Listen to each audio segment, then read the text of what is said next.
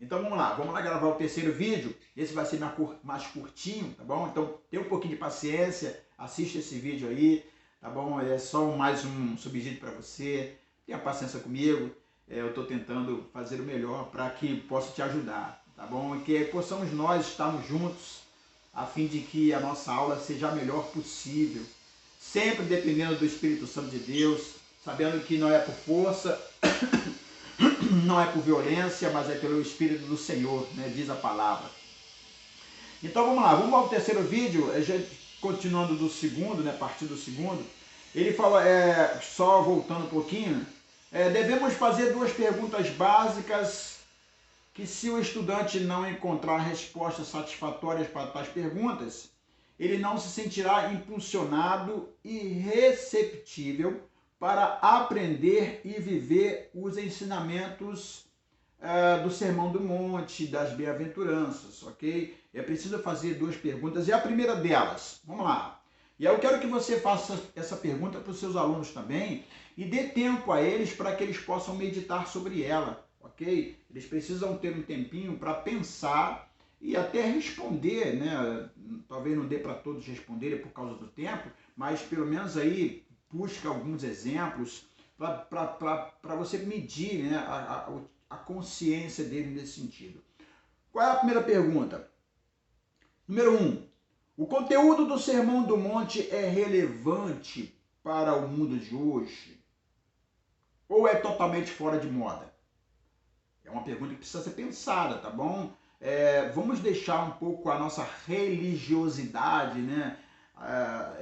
Porque tem muita gente que tem medo de pensar como se o pensamento fosse pecado, né? Como se o meditar, o calcular, né? o pensar fosse algo que Deus não nos deu. Deus nos deu a capacidade mental para raciocinar. Então vamos raciocinar, isso não é pecado não, tá bom? Isso é bom porque isso nos faz crescer e essa é a maneira que Deus encontrou para nos dar, nós somos seres racionais, né? Seres racionais. Então, vamos pensar sobre isso. O conteúdo do Sermão do Monte, que Jesus ensina lá no Sermão do Monte, ele é relevante para o mundo atual? Ele é importante, ele tem importância para o mundo de hoje? Ou ele é totalmente fora de moda? Ou seja, nós não conseguimos viver esse sermão porque ele está fora do contexto. Ele é impossível de viver, né? Essa é a pergunta. Ele está fora de moda? Então, nós precisamos pensar sobre isso, tá certo? A segunda pergunta é: os padrões exigidos no Sermão do Monte, são eles atingíveis? Vamos atingir os padrões exigidos por Jesus no Sermão do Monte? Ou devemos esquecê-los para serem apenas ideais impraticáveis, né? O padrão, o que o Sermão do Monte nos ensina é impraticável, então vamos esquecer isso, não vamos nem estudar, ou se estudar só na teoria, porque nós não podemos colocar em prática. Será que é isso que Jesus nos ensinou? Será que Deus envia Jesus para ensinar aqueles ensinamentos na certeza de que nós não poderíamos cumprir? Na certeza que os seres humanos não podem cumprir aquilo que foi ensinado? Bom, vamos responder essas perguntas, ok? Uma base delas é o seguinte, eu já falei, Jesus Cristo foi um ser humano como outro qualquer, nesse sentido, tá bom? Porque Jesus foi ser humano mesmo, 100% homem.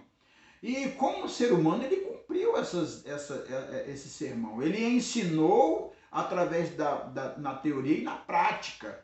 E então ele provou que não é impossível para o ser humano, não é impossível para os seres humanos também praticar esse sermão, tá bom? E por isso ele faz discípulos. Os discípulos de Cristo também devem viver nessa mesma esfera. Temos que pensar sobre isso, ok? Então leve os seus alunos a pensar nessas perguntas. Será que realmente nós conseguimos ser obedientes a esse sermão, ao que está ensinado nesse sermão? Vamos lá. Em resposta à primeira pergunta, É possível confirmar a relevância para os dias atuais, afirmando que o Sermão do Monte revela o caráter, a influência, a piedade, a ambição, os relacionamentos e a autêntica dedicação do cristão, ok? Isso aqui, irmãos, eu quero que você esmiúce para os seus alunos, porque cada uma dessas palavras tem um peso muito grande nessa relação de vida prática no nosso dia a dia dos seres, ó Pai, dos discípulos de Cristo. O Sermão do Monte revela o caráter de Cristo, o caráter de Deus, o caráter do novo nascimento, o caráter da nova criatura em Cristo Jesus. Revela a influência que ele recebe do Espírito Santo, revela a influência que ele recebe das Escrituras Sagradas, recebe a influência do Espírito que habita nele e ele produz fruto do Espírito. Então essa influência, ela é uma característica, porque faz parte desse processo. Uma outra questão interessante, revela também, o Sermão do Monte revela piedade. Irmãos, piedade ou piedoso é a pessoa que ela valoriza as coisas de Deus, ela valoriza o que é sagrado, ela valoriza aquilo que é do reino de Deus. Toda pessoa piedosa são pessoas que valorizam aquilo que ela conhece sendo das coisas do reino de Deus. O piedoso faz isso. É o contrário do impiedoso ou o contrário da impiedade. São pessoas, essas pessoas impiedosas ou a impiedade consiste nas pessoas que desvalorizam o sagrado, desvalorizam as coisas de Deus, desvalorizam as coisas do reino de Deus. Nós estamos vivendo aí uma dicotomia muito esquisita, né? Eu chamo aqui na revista, vai ter um ponto aqui que você vai entender, de esquizofrenia espiritual, porque a gente desvaloriza o que é sagrado, desvaloriza o que é santo. E essa coisa veio, né? Ela veio crescendo no meio da igreja e hoje tomou forma de uma maneira muito assustadora. Você quer ver um exemplo disso? Eu não sou velho, tá bom? Eu tenho só 58 anos, eu acho. E quando eu era adolescente, né? Eu era, né, jovem, adolescente, não se funcionava nada no domingo. Domingo era sagrado e não era só com os evangélicos, não.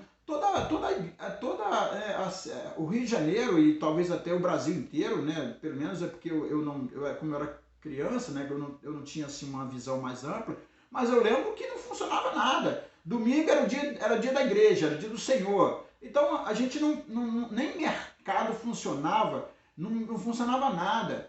Eu lembro que naquela época eu era escoteiro, né? Eu era lobinho. Tempo bom. Eu era lobinho e a gente ficava com fome, porque a gente queria comprar biscoito e não achava lugar nenhum. As sendas, na época das sendas, era fechado. E eu lembro que aí surgiu, né? O domingo começou a abrir os mercados, as sendas começou a abrir, e como eu era escoteiro, aí eu ia comprar biscoito nessa época, porque aí o mercado já estava abrindo aos domingos. Ou seja, havia uma visão de que o domingo era sagrado, era algo que nós fazíamos porque nós éramos piedosos e separávamos aquele dia sagrado para estarmos com a família, para pensarmos nas coisas de Deus, nos valores eternos, né, nas coisas relacionadas ao reino de Deus, em que pese a família também faz parte, né?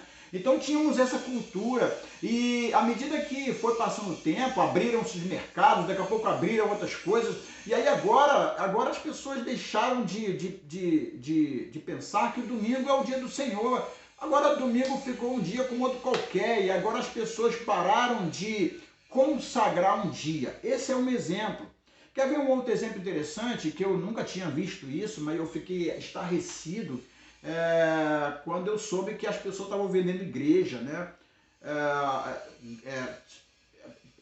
Eu nunca imaginei que a pessoa iria vender uma igreja. Para mim, né? Para mim, na minha inocente piedade, eu pensava que a igreja era do Senhor, né? A igreja do Senhor.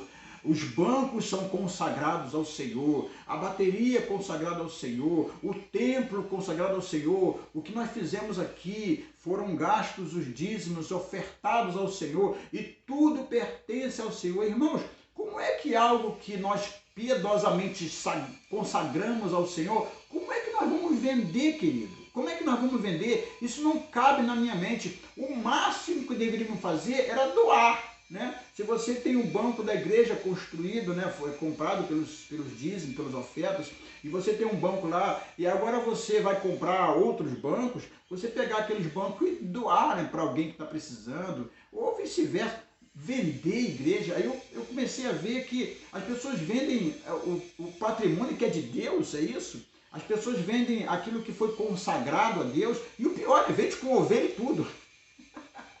Vende com ovelha e tudo. Vende a comunidade cristã, tá lá, daqui a pouco entra outro camarada, ó, comprei vocês.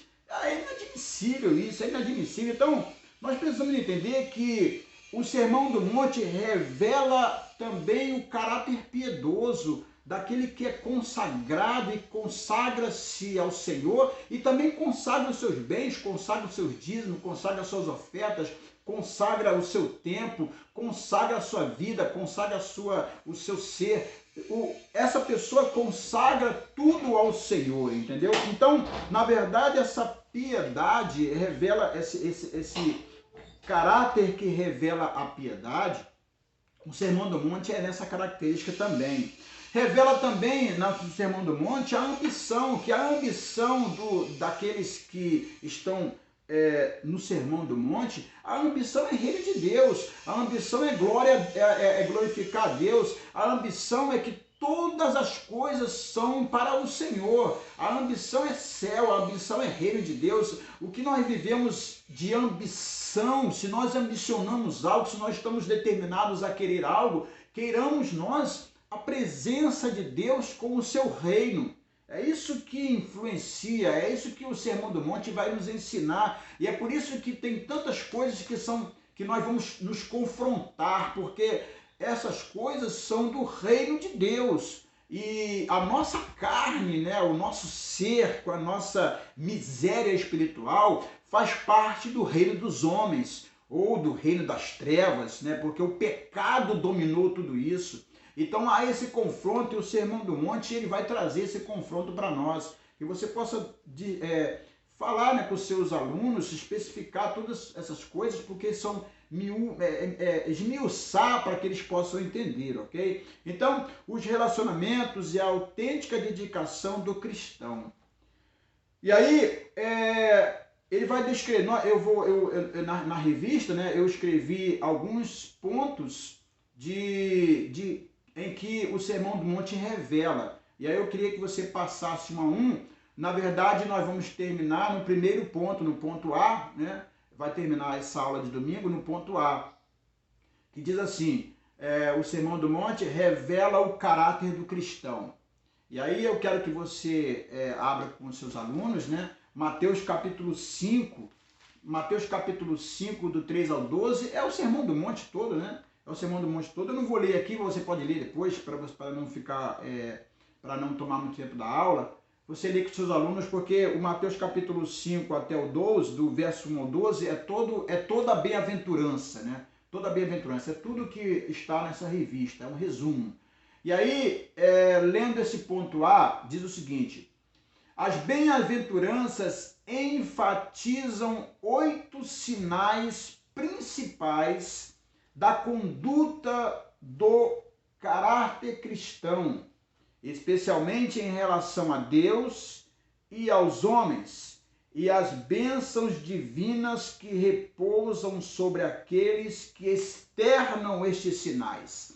Que sinais são esses, irmão? Que sinais são esses? Aí você tem que ler com os seus alunos, tá bom? No Mateus capítulo 5, pega a Bíblia aí, tá? Pega a Bíblia, abre comigo, porque nós vamos ter que passar isso aqui. Eu pensei que eu pudesse não ler, mas vou ter que ler, né? Porque vai revelar 8 sinais principais. Quais são esses 8 sinais principais? Ele vai dizer, os que choram, os pobres de espírito, os que são mansos, os que têm fome e sede da justiça, os misericordiosos, os limpos de coração, os pacificadores e os que sofrem perseguições. Então são sinais daqueles que os que estão estudando o Sermão do Monte, e mais especificamente as bem-aventuranças, que eu falei para você que as bem-aventuranças é a chave que vai abrir todo esse contexto do Sermão do Monte, é a chave que vai dar o entendimento, tá certo? Porque se nós entendermos e praticarmos na essência isso aqui, todo o Sermão do Monte faz sentido e ele é aplicável a nós desde que estejamos nesse processo aqui das bem-aventuranças, que é o início de tudo, tá bom? Então é por isso que nós temos que entender isso. Os bem-aventurados, eles choram. Os bem-aventurados são mansos. Os bem-aventurados são os que têm fome e sede de justiça. Os bem-aventurados são os misericordiosos. Os bem-aventurados são os limpos de coração. Os bem-aventurados são os pacificadores. Os bem-aventurados são os que sofrem perseguição por causa da justiça. Nós temos que entender, irmãos, que cada uma dessas bem-aventuranças tem uma gama enorme de conteúdo e de significado que vai revelar o caráter. O caráter de Deus vai revelar a influência das Escrituras, do Espírito de Deus, vai revelar o quanto somos piedosos, ou seja, o quanto damos importância às coisas sagradas e às coisas que fazem parte do reino de Deus. Vai revelar que a nossa ambição é pelas coisas do alto, né? Como lá está em Colossenses, se nós já estamos ressuscitados com Cristo, pensemos nós nas coisas que são do alto e não nas que são da terra. Revela o nosso relacionamento autêntico com Deus, o seu Filho Jesus, o Espírito Santo e com o reino de Deus como um todo, tá bom? Então, nós vamos estudar sobre isso durante todo esse ano, e aí revela o caráter do cristão. O caráter do cristão é esse. O caráter, o que é um caráter? Caráter é aquilo que você exerce no momento, né? Revela o seu caráter. Na circunstância em que você se encontra é que vai revelar o seu caráter ou o seu posicionamento. Então, nas circunstâncias vai revelar o nosso choro, vai revelar a nossa mansidão, vai revelar o quanto nós temos fome e a sede da justiça, justiça de Deus, a justiça entre os homens, a justiça das coisas justas, né? Revela o caráter do misericordioso, como é que a pessoa pode ser tão misericordiosa. Isso é um caráter revelado diante de uma determinada circunstância.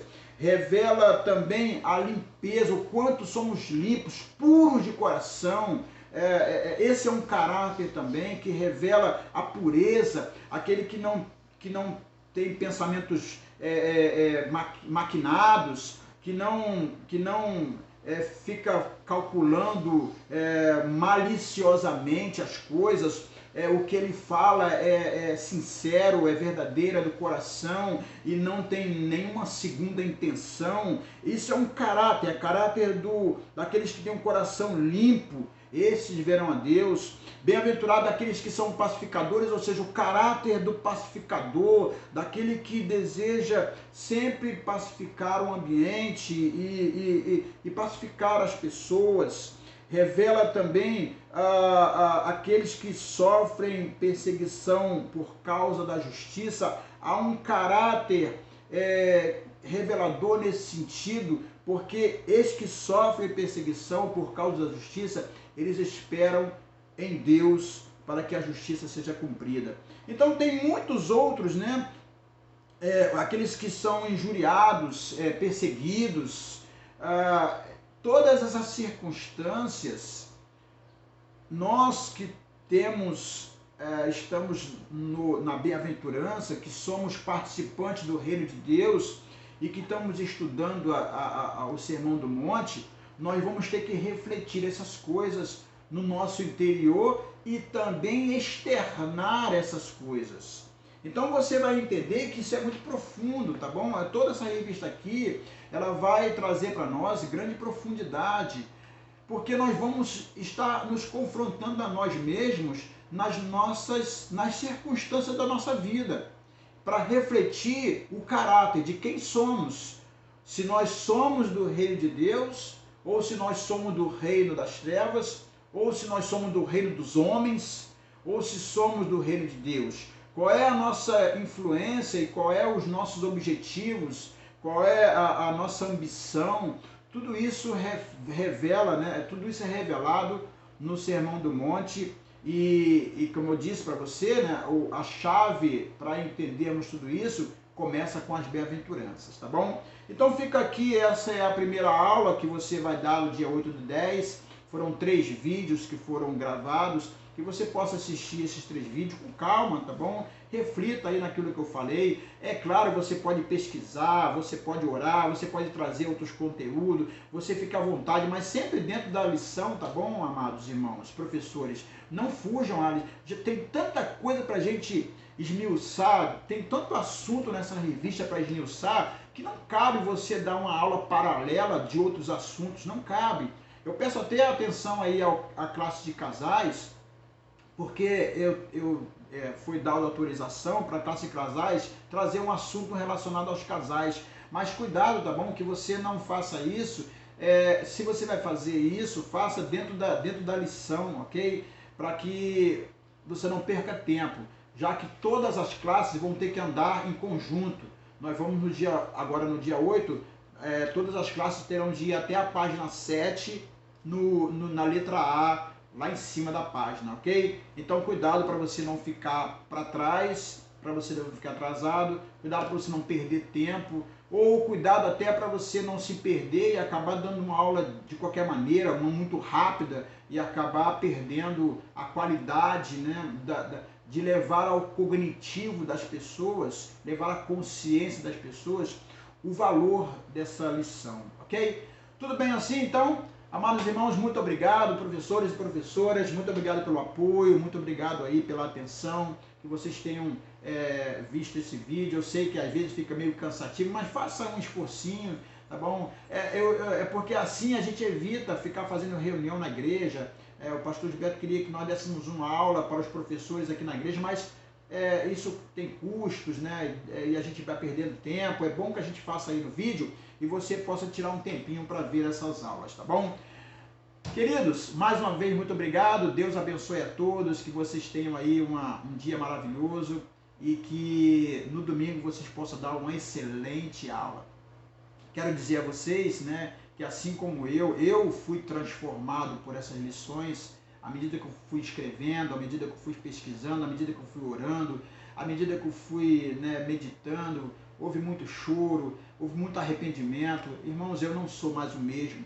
E eu queria muito, a minha oração é que você, professor, professora, também pudesse passar por essa transformação e ser, então, um agente transformador para a glória de Deus. Que os seus alunos possam ver em você um bom discípulo, um discípulo maravilhoso, e seus alunos possam segui-lo, né? Que você seja discípulo de Cristo e os seus alunos sejam discípulos de você, porque você já é discípulo de Cristo. É que eu falei como o apóstolo Paulo, né? Sejam meus seguidores como eu sou de Cristo. Tá bom, meus amados irmãos? Deus abençoe a todos, professores e professoras. Tenham uma boa aula no domingo, em nome do Senhor Jesus. Tchau, tchau.